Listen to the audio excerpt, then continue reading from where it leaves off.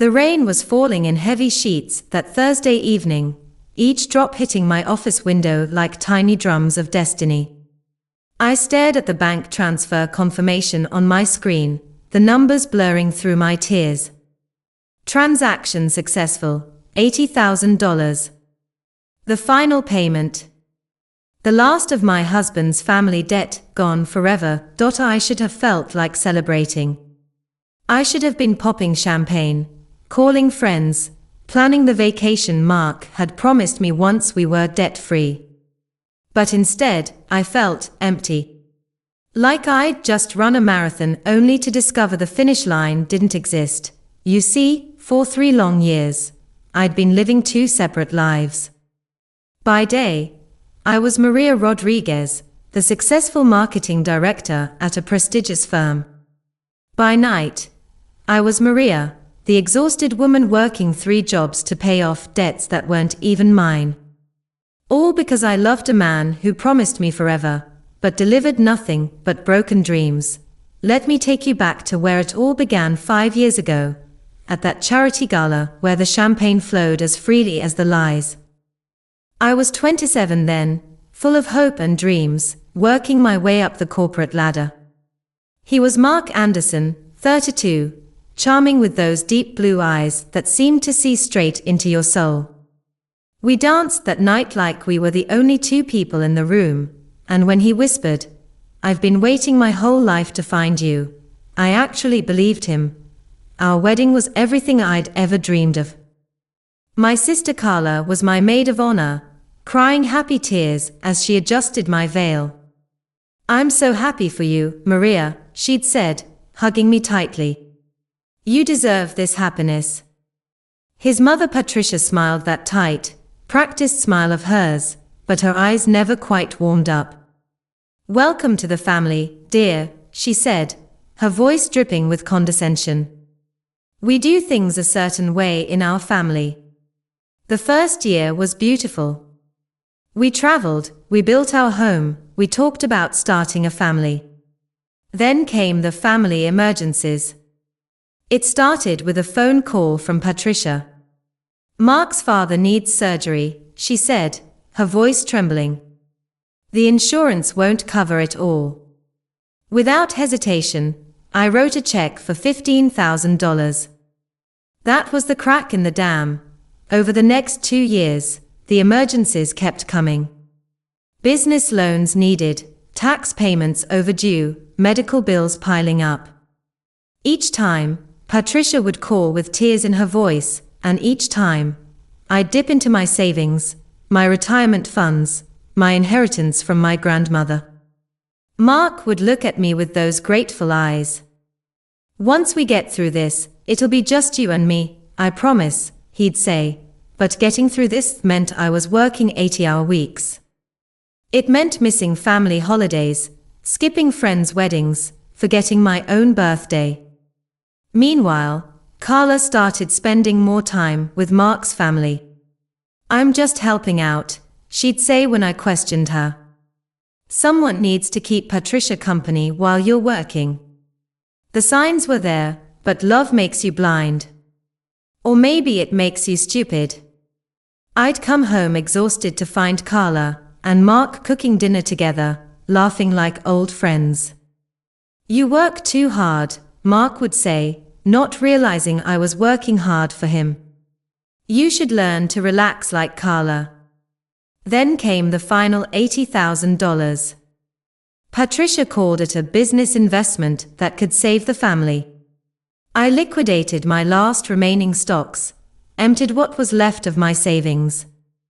The day I transferred the money, I called Mark to tell him the good news. No answer. I texted Carla to see if she was with him. No response. I drove home through the rain, imagining our celebration. I'd buy his favorite wine, cook the meal he loved, finally start planning that vacation we'd always talked about. But when I opened the door, the house was dark. Too dark. Too quiet. "Mark?" I called out. No answer. I walked through our home, turning on lights, my high heels clicking on the hardwood floors. His office was empty. His golf clubs were gone from the hallway closet. The bathroom counter was clear of his toiletries. My heart started pounding, a sick feeling growing in my stomach. Then I saw it, a single envelope on the kitchen counter, next to the fruit bowl where we always kept our keys. My name was written in Carla's perfect handwriting. My hands trembled as I opened it. The note was brief, cruel in its simplicity. Maria, some loves are meant to be. Mark and I have tried to fight this, but we can't deny our hearts anymore. We're starting fresh somewhere new. Please understand this is for the best, Carla. I read it 3 times, the words not making sense. Mark and Carla. My husband and my sister. The room started spinning, the floor tilting beneath my feet. I collapsed against the kitchen counter, the note fluttering from my fingers. For what felt like hours, I sat there on the cold tile floor, staring at our wedding photo on the wall. We looked so happy, so in love. Had it all been a lie? Then something snapped inside me.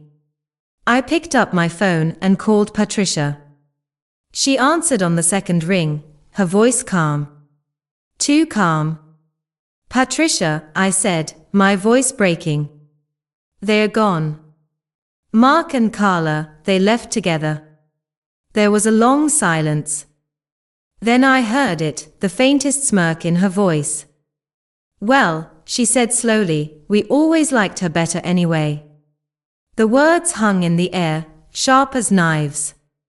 What did you say? She comes from better stock, Maria. Her family has class. You were always so common. And let's be honest, you were always working. A man has needs that you weren't meeting. Something in me broke then. But not in the way you might think. It wasn't my heart breaking, it was the chains breaking. The chains of needing their approval, of seeking their validation, of believing their lies. I hung up without another word. No tears, no screaming. Just cold, clear certainty. For 3 days, I moved through the empty house like a ghost. I didn't eat, didn't sleep, didn't answer the phone. But on the 4th day, as the sun rose, I went to my home office and turned on my computer. They thought I was broken. They thought they'd won. But they had no idea, they'd just awakened a different version of me, the version that plays to win. I started digging. All those late nights working had taught me something valuable, how to research, how to document, how to build a case.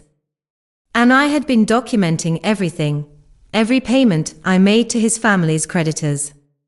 Every text message about money. Every email where Patricia begged for just one more loan.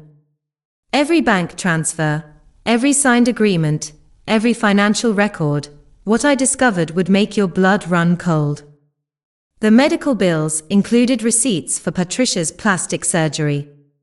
The business loans funded luxury vacations to Bali and Paris. The family emergencies were shopping sprees and expensive restaurant bills. But the real revelation came when I found the paper trail connecting Patricia to a network of shell companies. The family business wasn't just struggling, it was a front for money laundering and tax evasion. And because I'd been making payments connected to that business, I was potentially liable too. That's when I made a decision. If they wanted to play games, I would play to win. And I had one advantage they never expected. I knew all their secrets, because I'd been paying for them. I hired Sarah Chen, the toughest lawyer in the city. When I showed her my evidence, she didn't see a victim, she saw the strongest case of fraud she'd ever encountered.